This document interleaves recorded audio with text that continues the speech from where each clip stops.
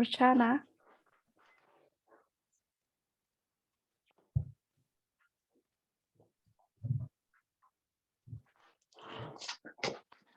I'd be sharing about COVID-19 and anxiety around, and its long-term and short-term effect in within us as a therapist and as a mother and with our client and all over the world. So yeah, so I'll start with COVID-19 and anxiety. So it's a working definition, we would say, is like anxiety is the mind and body's normal instinctive response to stressful, threatening, dangerous, or unfamiliar situation. It's a sense of uh, uneasiness, worry, threat, or dread that we feel, a certain helpful level of anxiety. So in a way that it's anxiety is about like when we start feeling more anxious, like more fearful than what it is. So that's when the anxiety starts. So I'm trying to relate COVID with the anxiety and how we felt and how our body reacted, and then what are the things we can or we could do that time. So okay, can we go to slide 2? Hello? Hello? Yeah, hi, Joanna. This is a slide 2. Yeah, can you hear me? Can you hear me? Yes, I can hear you. We all can hear you. Thank you. So slide 2 is like COVID-19. I think I'm nervous because of what this technical stuff. I'm all over now. So COVID-19 and uncertainty. So how was it for us in terms of me as a mother, as a therapist, and in general? So in general, uncertainty is all around us when COVID started, never more so than today when it concerns a global pandemic. Much of what lies ahead in life remains uncertain. Yet as human beings, we crave security. We want to feel safe and have a sense of control over our lives and well-being. Fear and uncertainty of COVID-19 has left world feeling stressed, anxious, and powerless over the direction of human life, whether it's child or an adult.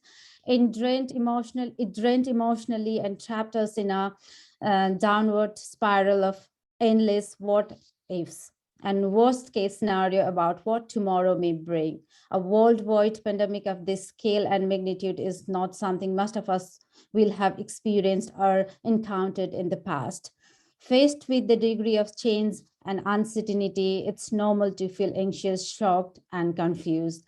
As it was, as it wasn't very long ago that our lives were going on as normal, with bars and restaurants open, our children going to school every day. Even when we become aware that coronavirus had affected other countries, it is normal that we assume it would not affect us in this way. So in a way that when it started, so we felt like, okay, yeah, it's going all over. Yeah, so we started hearing that, okay, and that this country has been affected and the people have started dying, or there is a crisis and there is uncertainty. But in New Zealand, when we were in New Zealand, we were so like safe in terms of like, okay, we may not get it, but at the same time we were anxious, we were worried, and we were sad about what was happening, especially as an immigrant. Though we were in New Zealand, we felt safe, like we knew that like we are safe here, but still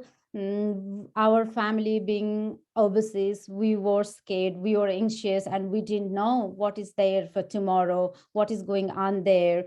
And kind of like feeling anxious was normal that time, in a way that why did we feel anxious was like faced with this degree of change and uncertainty, it is normal to feel anxious, shocked, and confused. Most of us have no idea how long this will go and what the future will hold.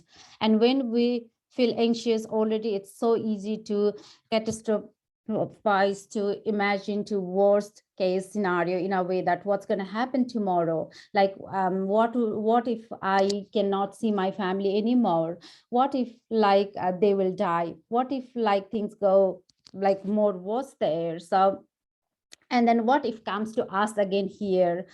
And so there are so many things that made us feel anxious, and it was normal to feel anxious that time. And why did I feel so sad that time was everything has changed so suddenly and so dramatically that we are experiencing a huge sense of loss. For some of us, loss of our job, our business, our leisure activities, contact with our friends and family, our freedom to travel, to go to go out and do as we please, loss of our daily routine and our children's last week and months at school, and especially like we as an immigrant not being able to travel and not knowing when can we travel, when can we go to see our loved ones.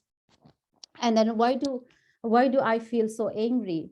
Anger is a common response, threat and loss. Sometimes, often without realizing it, it's easier for us to be angry than to feel sad and vulnerable. We can lash out at those around us and defend against our feeling of anxiety and vulnerability. So we often get angry when we feel we cannot control things occurring around us. Anger can push people away and make relationship more difficult, commonly resulting in feeling of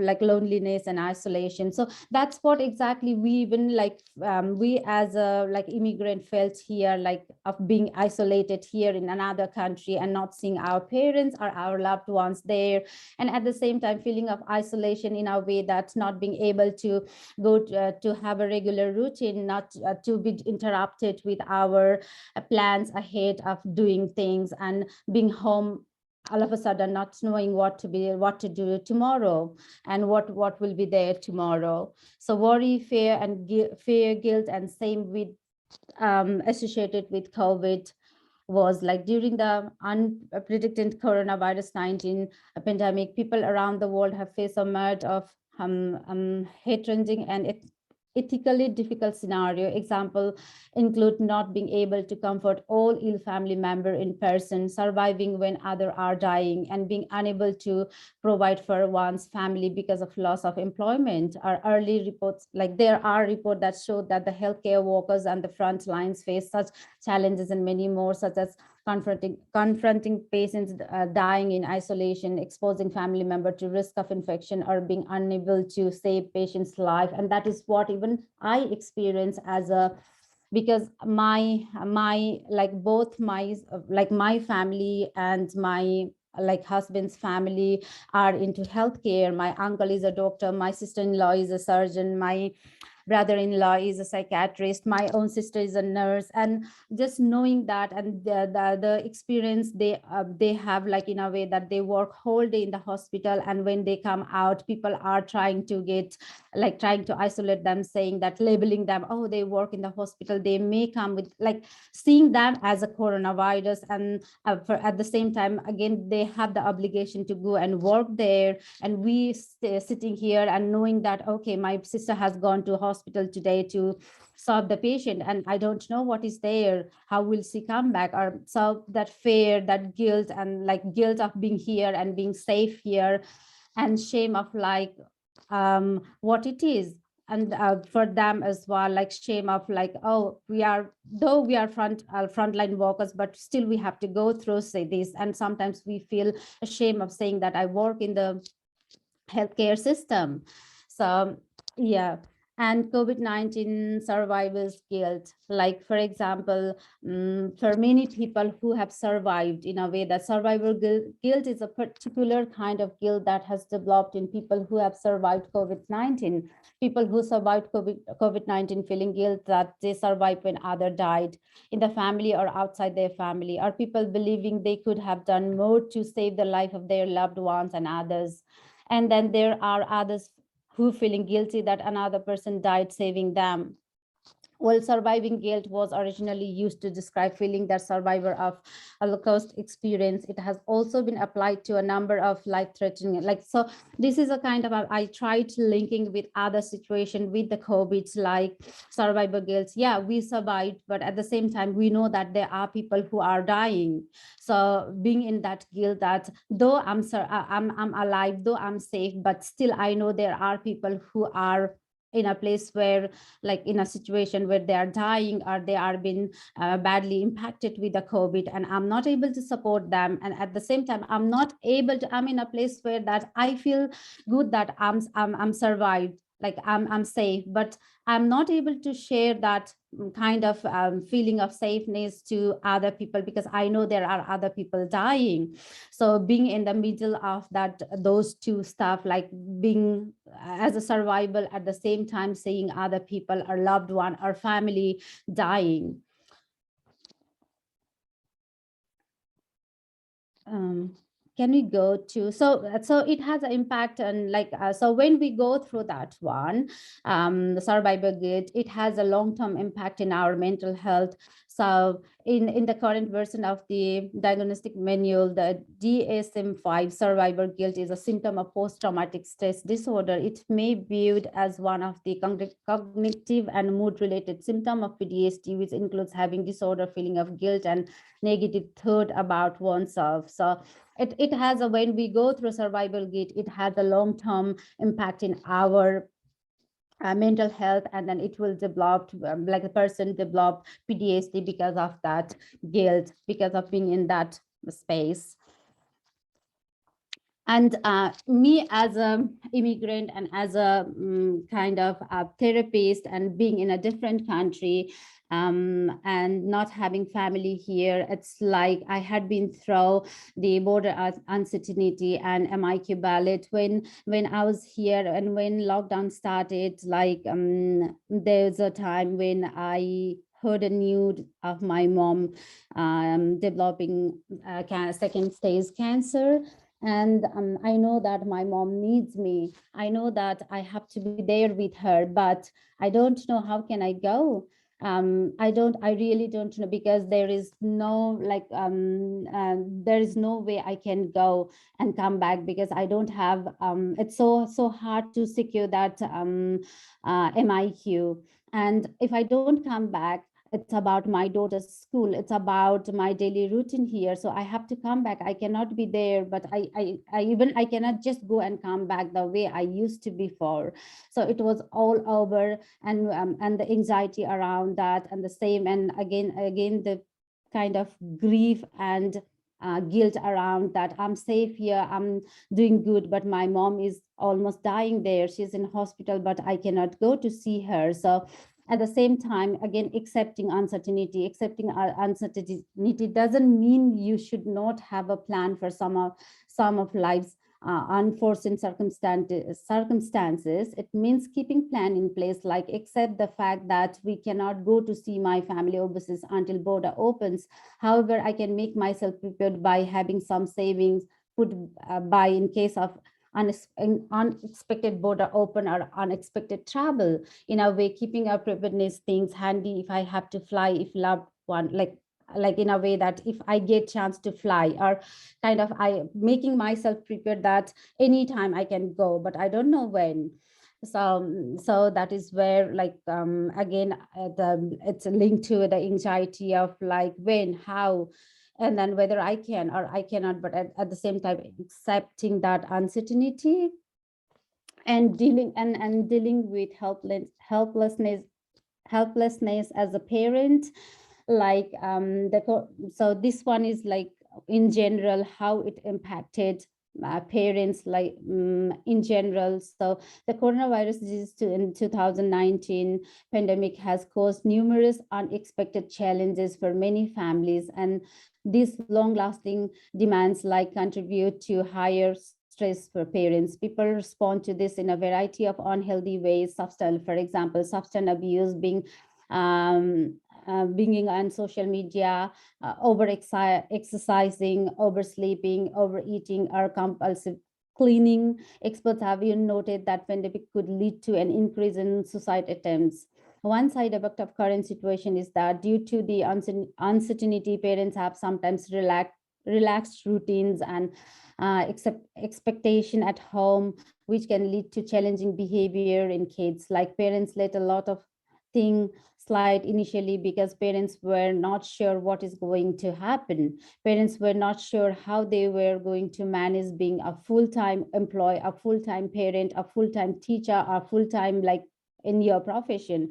It's a lot over the course of several months or a year. However, long parents doing this, it's really becomes habit, and it's then very difficult to break. So, and we had been through, even I had been through as a mom, that yes, I know that I have to take care of my daughter at home, who is home now the way I am, but at the same time I am obligated to my duty as well. So I need to do my work. So how do I balance that? Because if I do my work, I cannot attend my daughter, and I cannot ask her to do her regular work. So that is where we all struggle, and still we are struggling. And how we could help children as a parent, or like with that uncertainty. And at the same time, it's about when I'm with my client, even hearing the same stuff from my client, saying that, okay, I'm a juggle around this, I don't know what to do, this is the situation. And sometimes it helped me in a way that, yes, I know that, because I'm going through the same, you are not the only person who is going through that. Even I am, although I'm working with you now, but I'm going through the same what you are going through. And especially with immigrants, not having support around, not having family here. And when lockdown started in New Zealand, I was working with the ethnic community. So hearing same story from them, and then sometimes just saying that, yes, you know that even I'm in the same page where you are, and even I am finding ways, and let's find it together. Even you can tell me if you had, like, if you developed or if you put any strategies in place, I'm happy to adopt those, and let's do it together. So that gave a sense of kind of safety and insurance to the client. Okay, we are not the only person who is doing this. So even therapists, even people who are professionals who know things, are in the same pace because of this uncertainty, because it came all of a sudden, which was unpredicted. We didn't know, no one knew that we'll be in this situation, and no one was prepared for this. So helping children learn to tolerate more uncertainty. The COVID-19 crisis is like creating uncertainty for everyone. As parents, we need to find a ways to accept this uncertainty ourselves. Then through our action and words, we need to demonstrate this acceptance to our children. Example, we don't know when this is going to be over. I know it's hard to know that, hard not to know. We just have to remind ourselves that we are doing our best to stay well and safe, and that the whole world is working together on this problem. Big changes to children's life can be hard and often scary, but they can also create opportunity for learning new skills. Example, different way of communicating with friends and loved ones. If you have serious concern about your children emotional health, like seeking professional support. Again, though sometimes we see ourselves as a professionals, but we need to seek support from others. Though we know sometimes it's hard for us to kind of use those techniques and strategies, that time it's very important for us to speak to our peers or our supervisor, someone who can guide us, or who can support us. And I did that when I had been through kind of like my mom's situation, and me being here and working as a counselor. So I had to go to my supervisor several times to have that kind of sense of security, I'm doing right, just to have that validation and acknowledgement. So what we could do, and what we did do, and what I did do, was take care of yourself and your children the best way you can, because that's the only thing was in control, because coronavirus was not in our control. The only thing in our control was like taking care of ourselves and our children the best way, and even our client the best way we can. It is entirely reasonable to feel anxious, distressed, confused, and angry at times during the current situation. Dealing with your own emotions effectively means that you are better placed to support your children. In dealing effectively with your own emotion, you are also setting an excellent example for your children. Some useful general strategies for dealing with big, uncomfortable emotion include talking to supportive friend and family. Like when I'm anxious, yeah, it's okay to call your friend or your family who can understand you, whom you can talk about. And sometimes taking deep breath, yes, to just to ground ourselves, doing some exercise, not doing over exercise or doing something which is again against us, but just making ourselves put into a better space or ground to ground ourselves so that we can support ourselves and our client and our children. Practicing mindfulness, remembering that this situation won't last forever, acknowledging that things are going to be difficult, but we are all experiencing this situation together and it will pass. And just sharing this thing, telling this same thing to our client as well and our family, our loved ones as well. Looking after ourselves, self-care is important at this time, especially if we are taking care of others. It's particularly vital for people working in the medical or healthcare profession, or like we counselors or therapists, to make sure they have like breaks and get rest in between shifts, maintain everyday routine. So now this is dealing with uncertainty and managing anxiety. So breathing, like bearing in mind that um, so it's about again how our brain works that time when we are anxious. So it's about the red brain and like green brain, so responsive and reactive. So when we are anxious, we tend to react most of the time instead of responding. So just taking care of all this in a way that green brain, red brain, simplicity and responsive to survive as a adapted ways of coping. With 19, like I've put other ideas here. So, and each person's well-being need around anxiety and COVID is linked to each person's strength as well. So trying to know our strength and that situation when our brain is in a red zone. So trying to kind of being mindful of our strength and then trying to go back to the green zone. So what would be the best thing to do that time when we are in red zone, our brain is in red zone, to bring it back to the green zone? It's okay, it's normal to be in red zone, but at the same time it's very important to bring our brain to the green zone. So what can help us to bring us back to the green zone? Allow yourself to feel the uncertainty instead of engaging in failure, like futile thoughts, to gain control over the uncontrollable, letting yourself experience the discomfort of uncertainty. Like all emotions, if you allow yourself to feel fear and uncertainty, they will eventually pass. Focus on the present moment and your breathing and allow yourself to simply feel and observe the uncertainty you are experiencing. Take some slow, deep breath or try meditation to keep your anchored in the present. Shift your attention, focus on like solvable worries, taking action on those aspects of problem that you can control, or simply go back to what you are doing. When your mind wanders back to worrying or the feeling of uncertainty return, focus your mind on the present moment and your own breathing. So this is about again the brain, so brain body feedback. So I think this is very small. So what it says is brain is all about, like it is about thought feelings and behavior. So how we can say is always our kind of brain and body are linked with each other. So stress brain stresses body, and stress body stresses brain. So finding ways or finding reasons to calm our body so that we can calm our brain, and finding ways to calm our brain so that we can calm our body. So it's like vice versa. So just trying to do that to make ourselves grounded, to deal with the anxiety.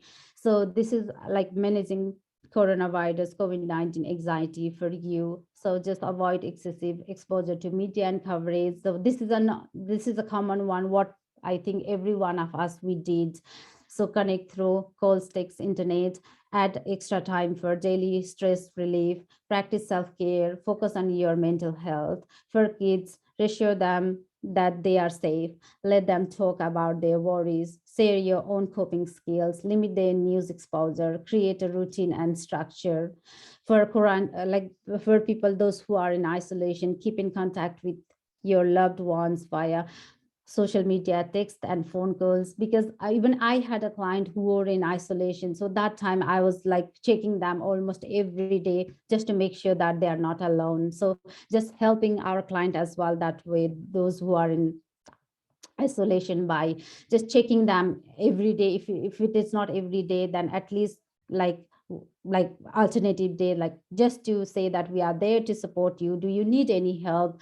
Is there like how you doing? So those are the things, and keep yourself busy, and giving them those strategies. Okay, so if you feel anxious, how about you doing this, or asking them what could be the best thing for you to do that will help you to feel a little bit better.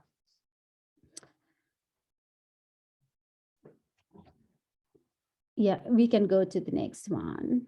And this is one of the strategy I use with my client, especially with the children. 5 column strength. So strength, dragging their strength and dragging our own strength as well, to deal with and to cope with the anxiousness and anxiety around. So issue and feelings, what's happening inside you, and then what I would like to be different. So like how can I do, or how I would like to be different in that situation, and what I already know and have done before, just trying to do that, knowing that, and what's getting in the way of the feeling less worried. So what helps me to be less worried, and then what I can do in next step.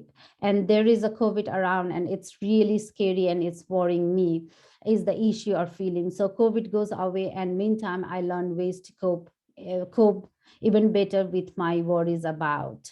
So strength is, there have been virus like COVID before that have gone away. I have been worried before and coped. So that means there were other thing, other diseases or other pandemic before as well, and then people coped with that. That means we can cope with this as well. That is the strength we can, like dragging those strength. I keep thinking I'll get COVID and die. All the rules keep changing. I cannot see someone I love, is barrier. So what we can do to work on that, I'll learn and try out 2 or 3 of the 19 ideas, like whatever the ideas I have, and then like making an idea cup, like in a way that making 19 ideas of cup, like a list, and then putting in 1 cup, like I can have tea that time, I can do this.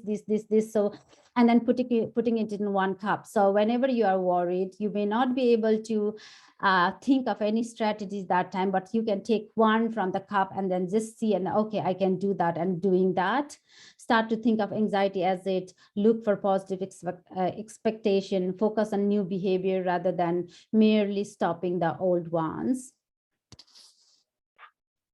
And then doing those relaxation technique, like grounding ourselves with 5 sense grounding technique. Describe so you just, when your body starts knowing your body first, like where for example, if I've started getting anxious in a way that I've started having stomach ache, or I've started having something there uneasy in my heart, that means my body started being anxious. So now I need to help myself to ground and get back to the green zone. So how can I do is like 5 sense grounding technique always helps in that way. Like describe 5 things you can see, just seeing things, 5 things around me, and then 4 things I can touch around me, and then 3 things I can hear, 2 things I can smell, and then 1 thing I can taste. Or sometimes if there's nothing to taste, maybe I can talk or say 1 word, and breathing technique. So those are the techniques we can use.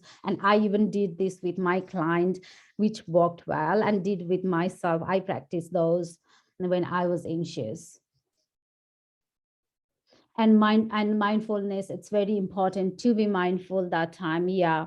And then to bring ourselves back into the reality when we start thinking, when our worry start a kind of taking our brain.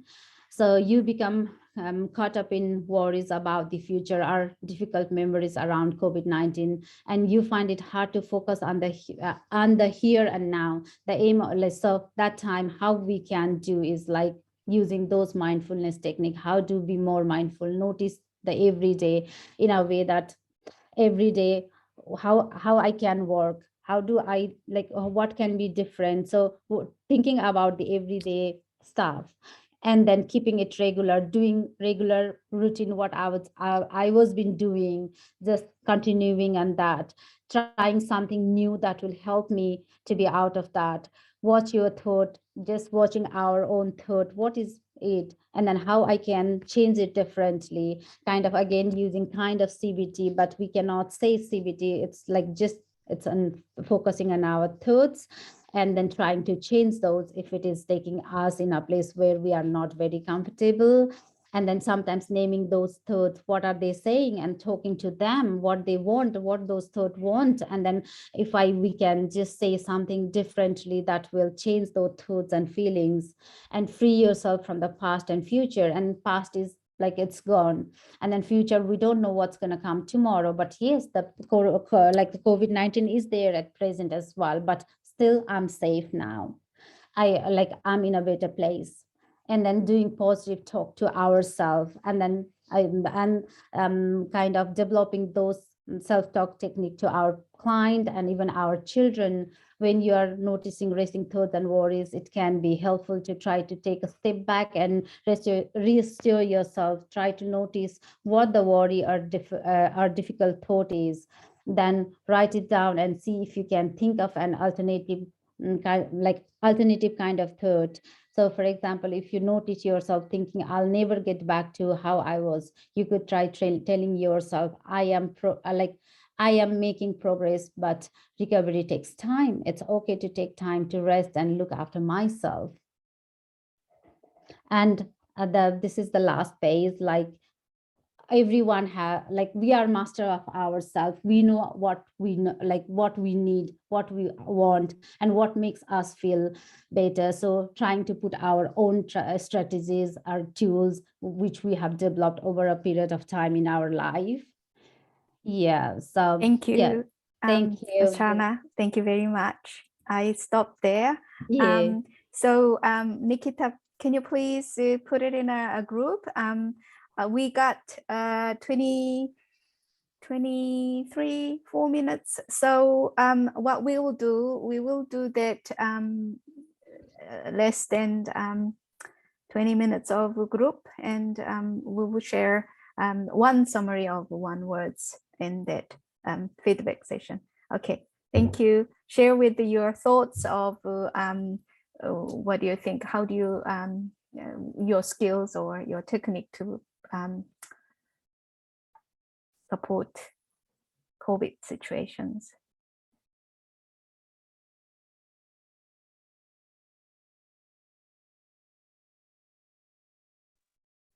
Nikita, do you need it to record